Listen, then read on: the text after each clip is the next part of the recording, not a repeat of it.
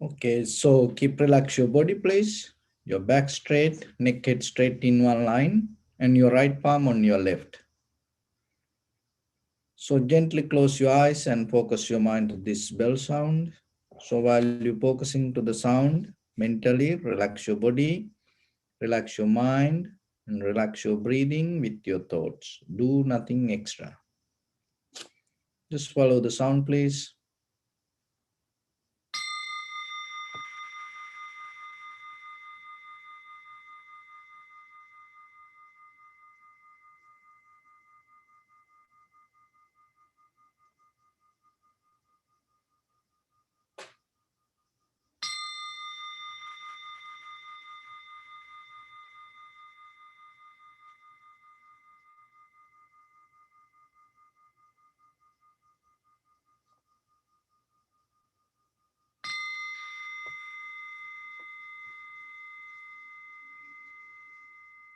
Namo tassa bhagavato arahato samma sambuddhassa. Namo tassa bhagavato arahato samma sambuddhassa. Namo tassa bhagavato arahato samma sambuddhassa. Homage to the Blessed One, the Exalted One, the fully enlightened One. So bring your attention to your body, please, and observe head to toes yourself and say Sopatveva, oh, may I be well and happy. 3 times.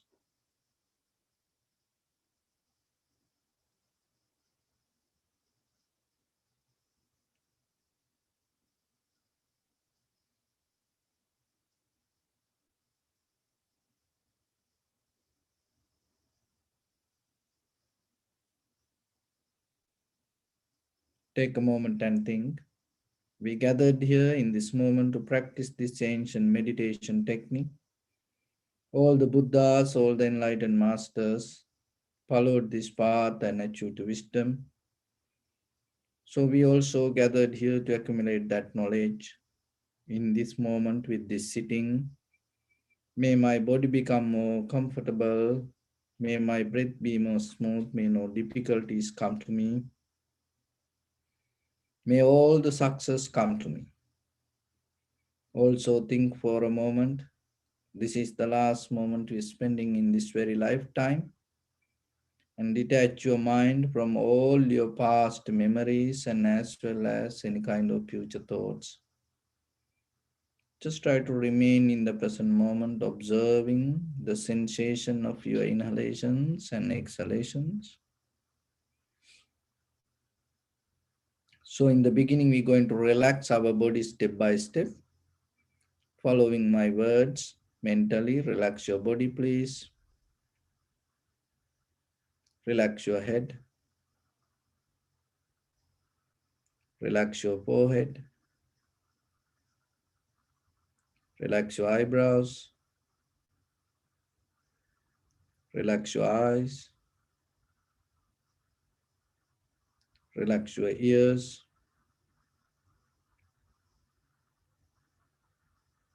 Relax your nose.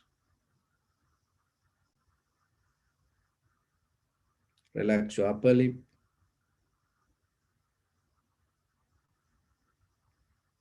Relax your lower lip.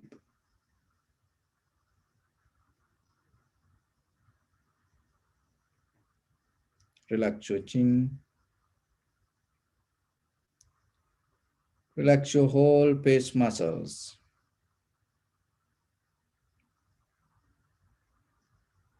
Relax your teeth. Relax your tongue. Relax your mouth. Relax your throat.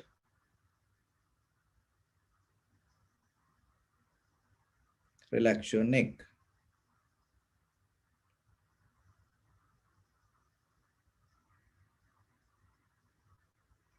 Relax your shoulders, arms, elbow, forearms, palms, fingers, fingertips.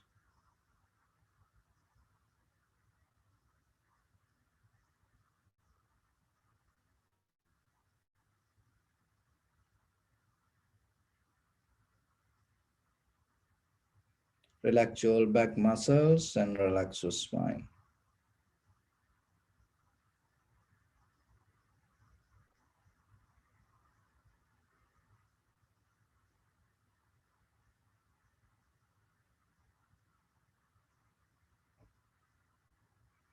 Relax your chest and relax your abdominal muscles.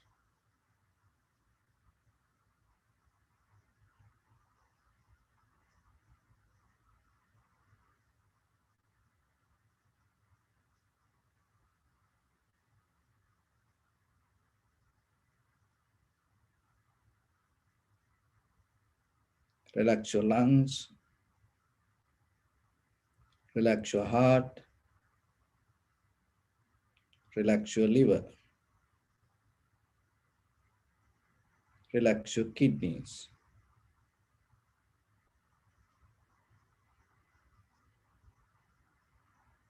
Relax your gallbladder.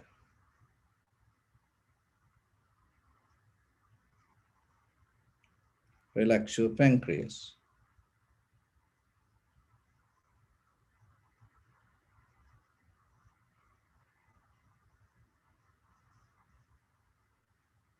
Relax your small intestine.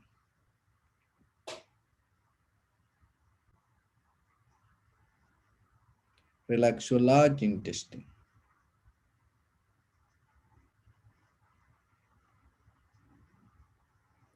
Relax your all abdominal organs.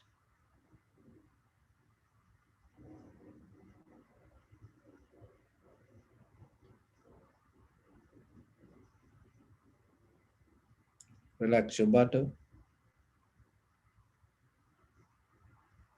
Relax your thigh.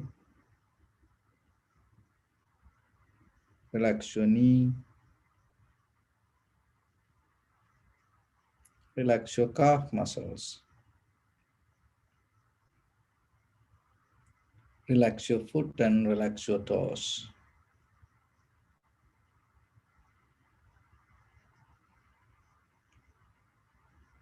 Relax your whole body muscles, tendons, ligaments, bone marrows, and whole skeleton.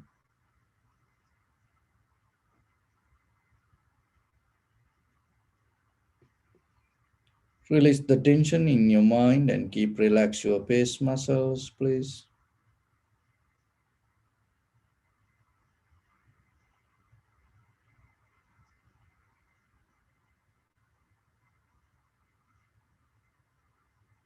So bring your attention to in front of your nose and your upper lip area.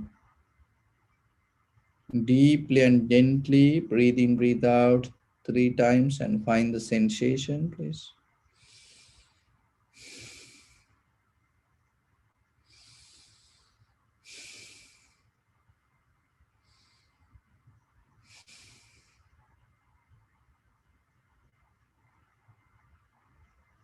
So just allow your inhalations, exhalations happen itself. And when it happens, just recognize this is inhalations, this is exhalations. Do nothing extra.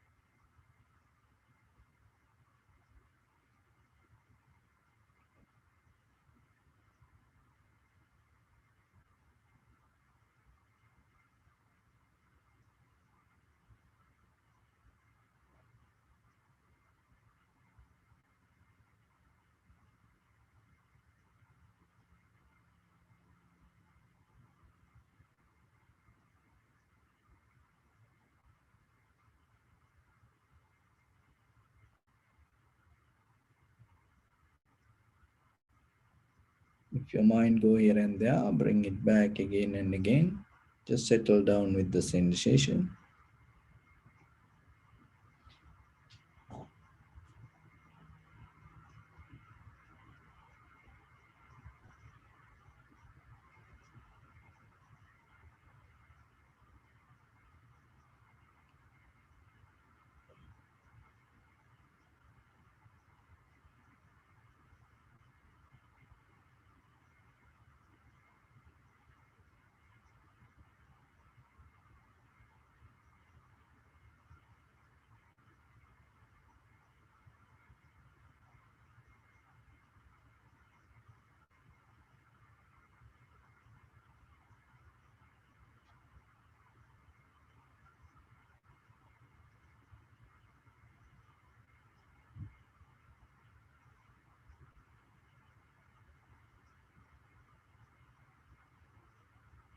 Some inhalation exhalations may become longer, shorter, heavy, soft, warm, cold.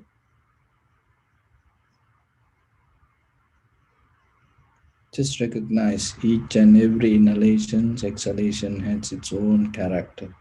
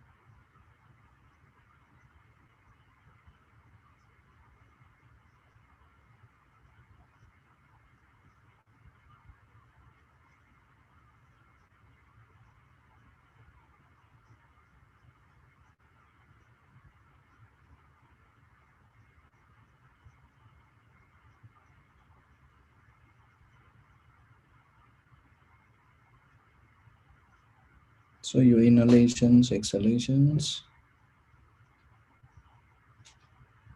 is a bodily action.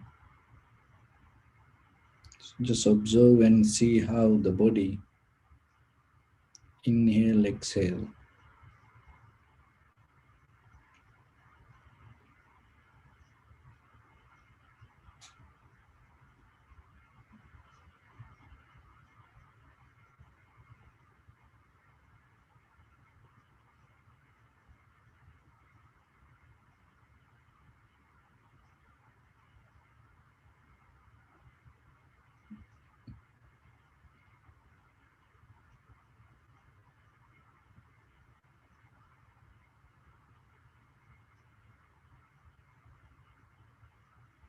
So your body depends on the condition of your mind.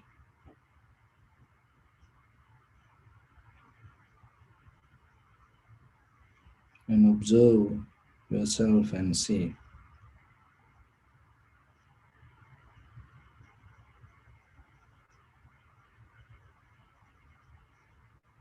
The condition of your mind.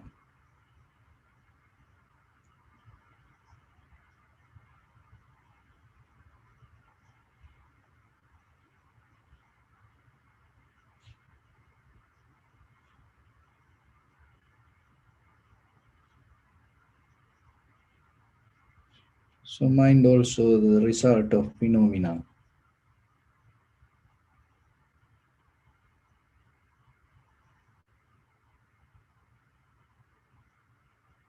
It is not just unchangeable solid entity.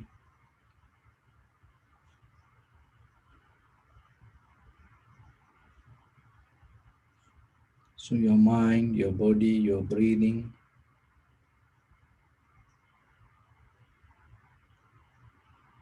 all change moment by moment. And this all interrogate each other.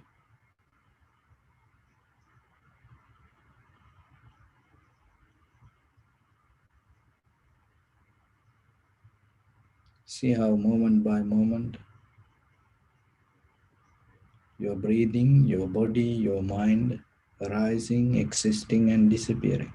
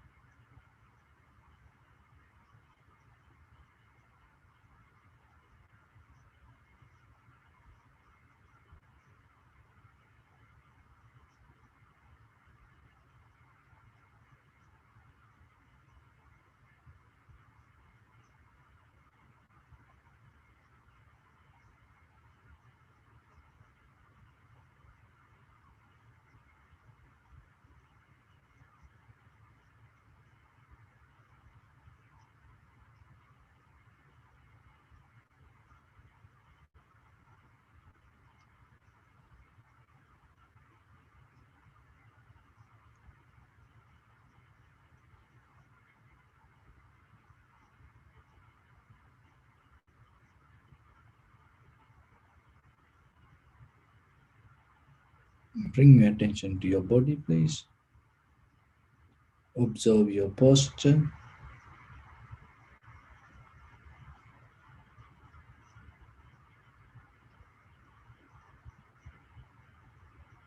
We cultivate loving kindness and compassion in our heart and radiate it as a light through entire your compound, village, city, state, country, world, around this universe. Also, as far as you can, through galaxies, other planets, stars, reminding yourself like this. With clear intention, mentally repeat after me. May all living beings in this universe be well and happy.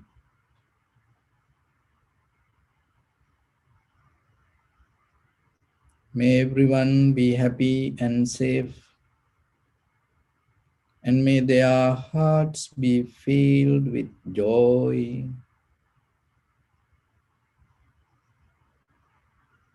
May all living beings live in security and in peace. Beings who are frail or strong, tall or short, big or small, visible or not visible, near or far away, already born or yet to be born. May all of them dwell in perfect tranquility.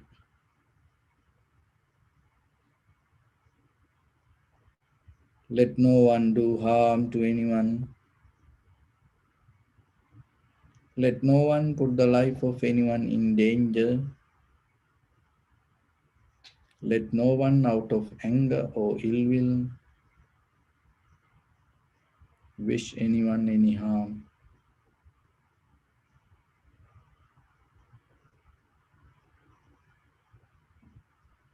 Expand the loving kindness and compassion beginning from your heart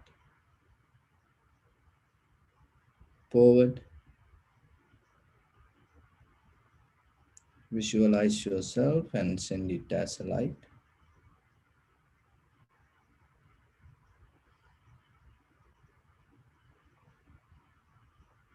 to your backside,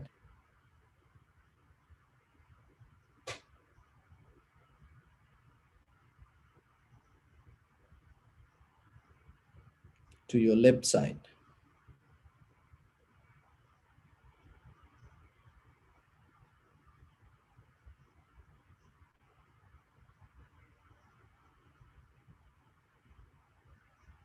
and to your right side.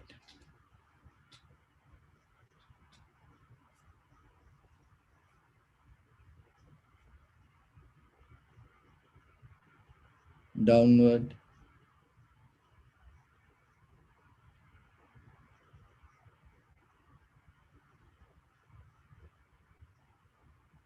and upward.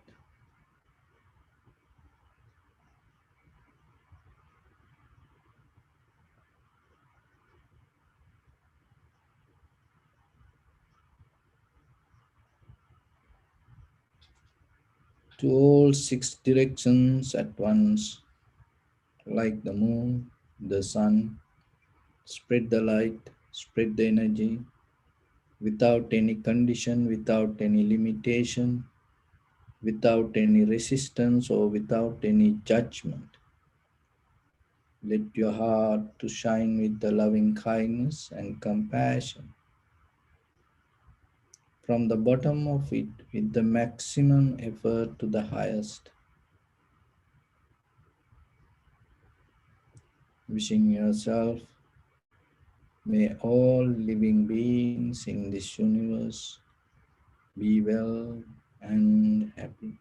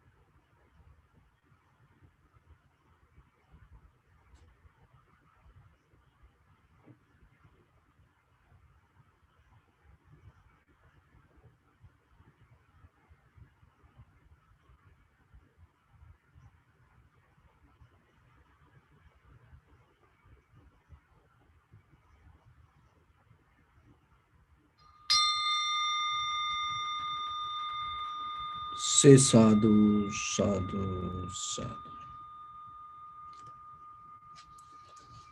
So, dear Dhamma practitioners, in day-to-day life, we spend our knowledge, wisdom to maintain our ordinary lifestyle. Through our culture, our traditions, and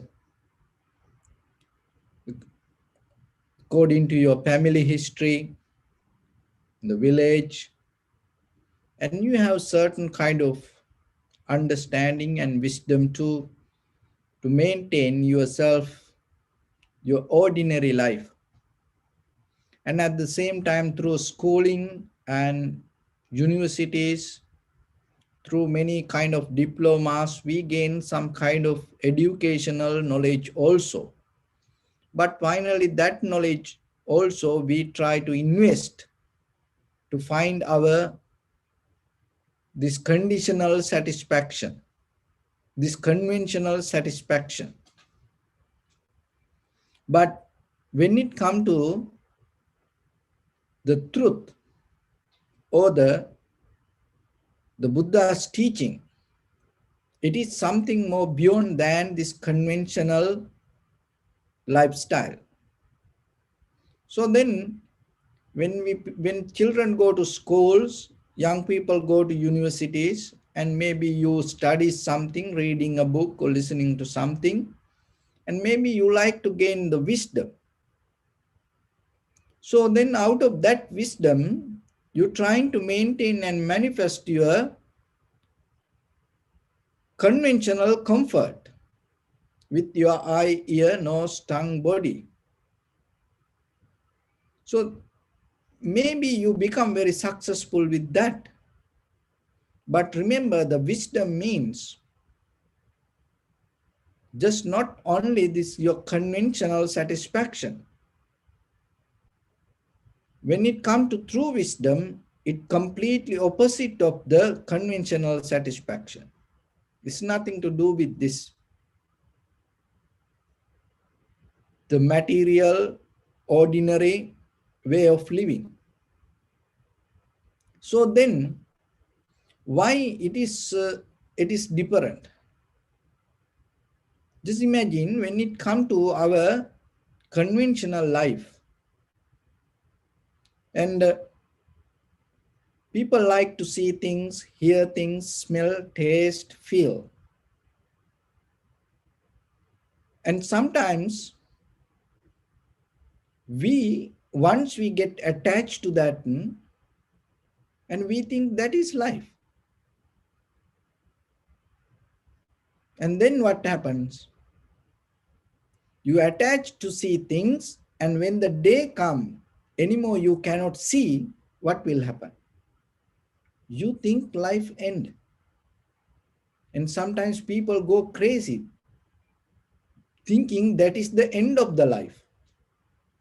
And when you attach to hear things, and suddenly if anymore you cannot hear, then you think, oh, this is the end of life. Why? Because they thought this conventional satisfaction as the life. So when that conventional satisfaction disappear, they think life disappeared. Anymore they cannot live. So when it comes to the world nowadays, that even though we go through this pandemic situations, underneath this all, the people's the suicide situations become more than any other time. People suicide, especially young people. And when we look at the reason, sometimes not having iPhone, not having a computer, or maybe not Wi-Fi. Maybe people not the parents not allowed to watch movies, and maybe somebody say ugly, and maybe somebody reject, don't allow to play with together. So then what happened? They go and they do suicide. They get hurt. So we have to think a little bit deeply through this life, through the generation to generations, what the wisdom we know we develop, that is the result of that. Why? Because we use through our grandparents to parents and ourselves, we believing, oh, having this comfort is the life. When you don't have this comfort, you have no life.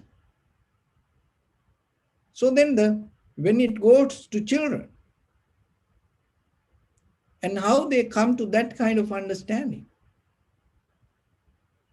Because then when we attach to this material world and when we depending from the sensual pleasures, this is what can happen. It deeply can disturb underneath you. So then the wisdom means, remember that through the education or through in day-to-day life, in a common way of educating ourselves to maintain our life, and we trying to gain things according to the way we want, with your eye, ear, nose, tongue, body, and mind. So whatever the way you want, and if that things happen exactly the way you want, then you become happy. Then you think, oh, my life is good. Why? Because things happen the way you want. So then people create methods, patterns, using this outside world and the material to manifest a life the way you want. And then we think, oh, we are successful, or we are happy. Why? Because I can do things the way I want. But when it comes to this inner wisdom, it is totally different. You have to understand the very nature of whatever you use, even yourself or even regarding the material. So just imagine the wisdom you gain to manifest things and use the material world the way you want, according to the way you want, and we take as the wisdom. But when it comes to this inner wisdom, when it comes to the vipassana, you recognize that exactly whatever the true nature of the material things or the even yourself, whatever you use to manifest the life, you recognize what is the real nature. It is two different ways.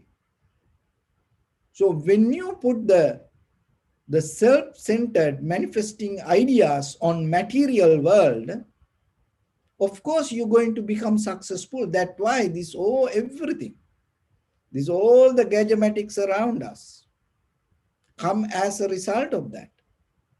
But at the same time, just imagine, we think, oh, that the building up a computer or the smartphone is the success. And then the very next day, the child or young person become disappointed without getting the cell phone or the computer and suicide. Why? Because that child, we bring the idea, oh, our life is the cell phone or the computer, or our life is this material. So then when somebody lose this material, and that person think, oh, I don't have a life. But when it comes to that vipassana knowledge, the wisdom means you recognize the very true nature, whatever underneath this all. It's nothing to do things that you're trying to do things the way you want. Because we cannot do that, even ourselves. We cannot do the way we want. At least sometimes some people cannot sleep the way they want. They cannot wake up they want. Just very simple thing. Look, if you can wake up the exactly the time you want, that is good. But by training your mind you can do. But look that everywhere people keep alarm. Why? Because when they go to sleep, at least forget about that other old the success. At least just by yourself, if you cannot wake up, what the point? And how many people in this pharmaceutical industry, people buying this, that the sleeping tablets. At least if you cannot sleep just by yourself or wake up by yourself, why you hold it to this world and thinking this is my life? You have to come to a very simple analogy yourself. So then, and according to the Buddha, then you cannot reject the world and you cannot go away from the world. And you have to be in the world, but at the same time, you have to understand the very nature of the world. Rather than we manipulating the world according to the way we want. That's why most of the natural disasters, things happen. So then there was a sutta called Magandhya Sutta, and it is one of the very beautiful sutta. So there was a Brahman called Magandhya, and he had a friend Bharadwaj. So sometimes in daytime, evening, this Magandhya, he go for a walk, and then he having a very friendly discussion with the Bharadwaj, his other friend. And so they used to live like this. So one day the Buddha went to Bharadwaja and told Bharadwaja, can I stay with you for a few days? So the Bharadwaja told, oh, Venerable Sir, that I have no facilities to give. There is a little hut and no any facilities there. If you like to stay there, then it's up to you. So the Buddha told, oh, that's enough for me. And then again the Bharadwaja told, by the way, there are a lot of children around here and you may go get disturbed because I know you don't like that much the noise. So Buddha said, no, it's okay. Daytime there was close by, there was a forest. I will, I will go there and have a kind of like my time. But in the evening, I will come here and then I can spend my night time. So the Bharadwaja told, yeah, it's okay. It's up to you. So then the Buddha used to stay there a few days. And then one day in the morning, he used to sleep on the just using a little sleeping mat. So that day, Buddha didn't remove it when he wake up in the morning. He just let it be there. And then he went for a walk. And then later what happened? The Magandhya came, the other Brahman, his friend. And then we having a discussion, he saw that the sleeping mat. By seeing that mat, and the Magandhya told, by the way, whoever slept there in that mat, he's not an ordinary person. He's a kind of like a yogi or rishi or very wise man. So see that even the Magandhya was a kind of like a, kind of like a person that had the certain kind of wisdom. And seeing even the sleeping mat to recognize the character of the person. So how about Magandhya come and see your your bedroom nowadays in the morning? He can tell what kind of person you are. So it's a kind of like sometimes they are slim, the bedroom kind of like a disaster, when they wake up early morning. But that's mean it's everywhere your character indicate its identity. And as you know, in the military, one of the major rule, when you wake up, the very first thing, clean your bed. So as monks in our schools, that is the first thing we have to do. No chance, no excuse. Sometimes a high priest come and start to look around. No excuse. You have to keep it very clean, nice, that everything should be in neat. Even the bed sheet, no, cannot be, that be here and there. So this is give a kind of like a, mental practice also. But see that the Buddha, the Magadhya saw that mat and told to Bharadwaja, his friend, whoever slept there is a wise man. So then the Bharadwaja said, oh, by the way, the Buddha is nowadays here. Then by hearing that, the Maga, oh, Buddha, oh, he is a kind of like a person. I don't like that much. And then he start to blame to Buddha.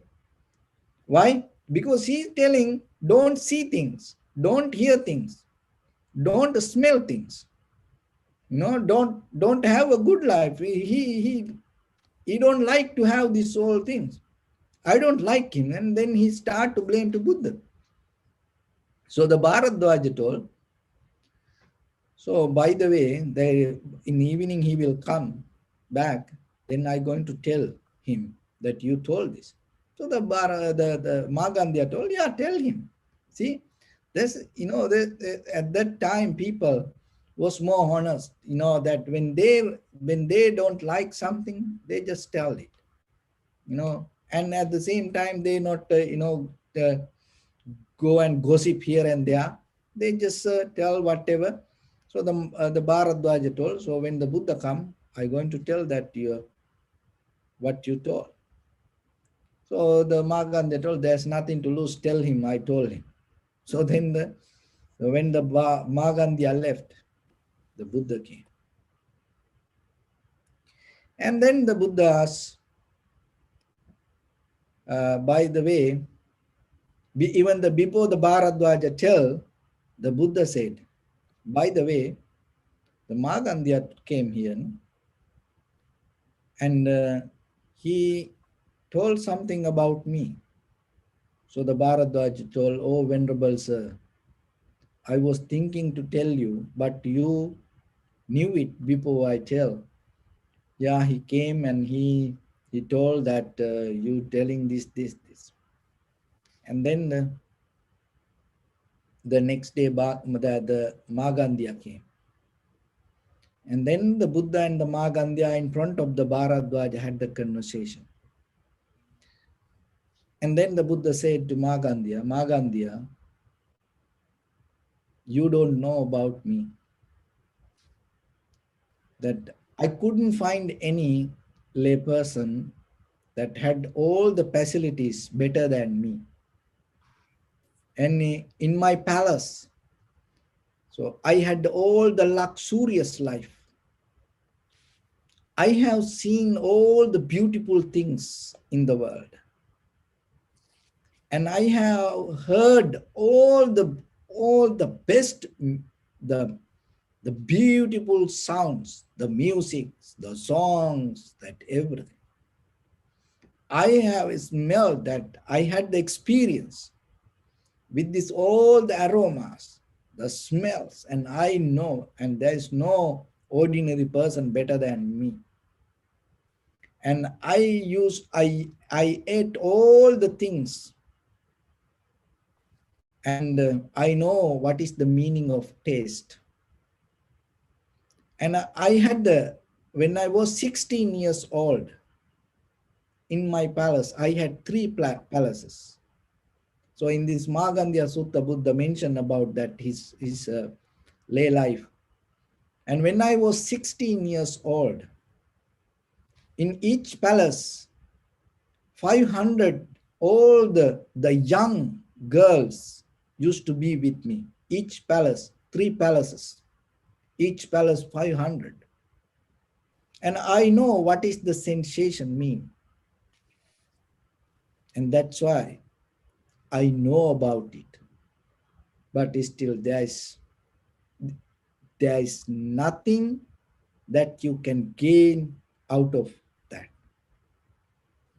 And if you are mindfully use that all, then you will survive. Otherwise, There is nothing that you can gain out of that. And at the same time, you will put your life in danger, not knowingly the very nature of what is this sensual life. So then the Buddha said, I never tell, don't look anything. I never say, don't hear anything. I never say, don't smell, don't taste, don't feel. What I am telling, just know, be mindful. So when you see something, be mindful. When you hear something, be mindful. When you smell, be mindful. When you taste or eat, be mindful. When you associate people, be mindful. Because that mindfulness will protect you from, without getting any danger, without putting your life into any danger. Otherwise, if you keep doing few days, what will happen? Then it become a habit. So then once it become a habit, it is very difficult to reverse the pattern.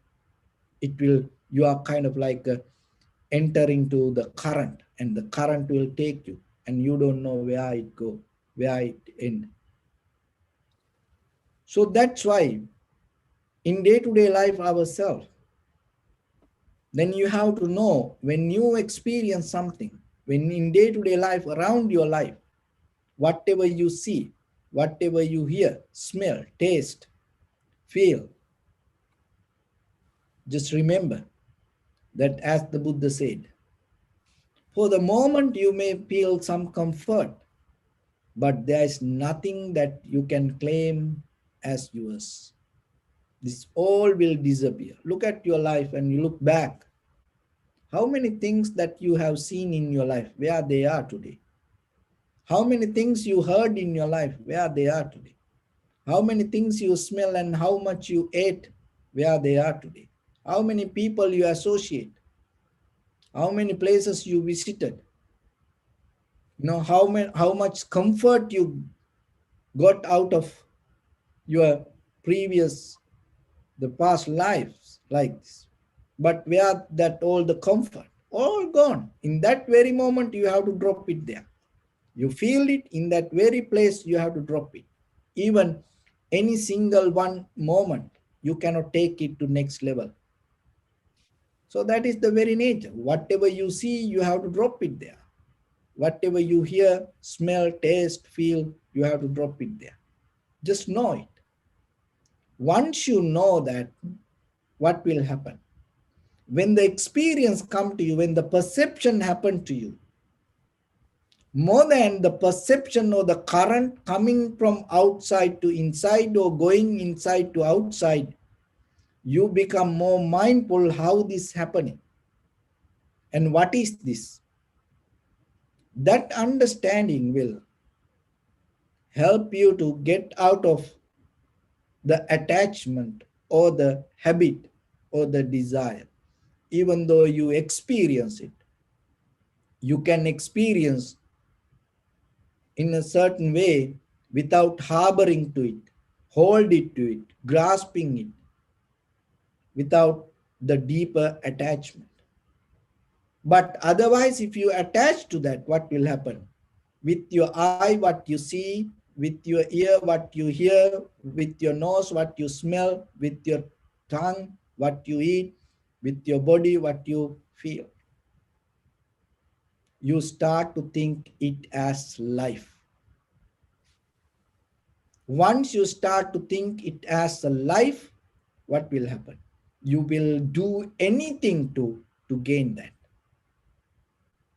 You will do anything to gain that. That's why people do everything to satisfy all these five senses. What else?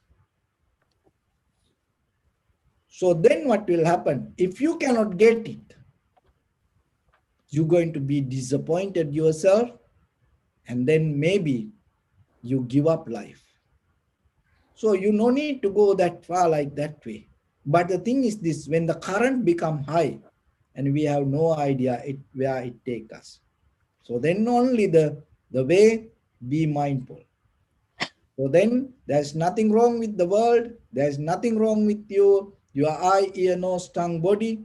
There's nothing wrong with the karma. There's nothing wrong with the life. There's nothing wrong with the time.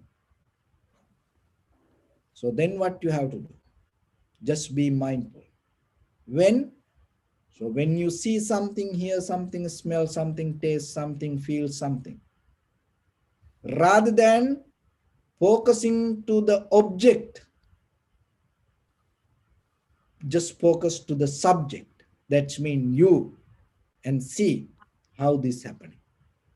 So when you come to that, you become more flexible person, adaptive person, you become more comfortable person with any situation.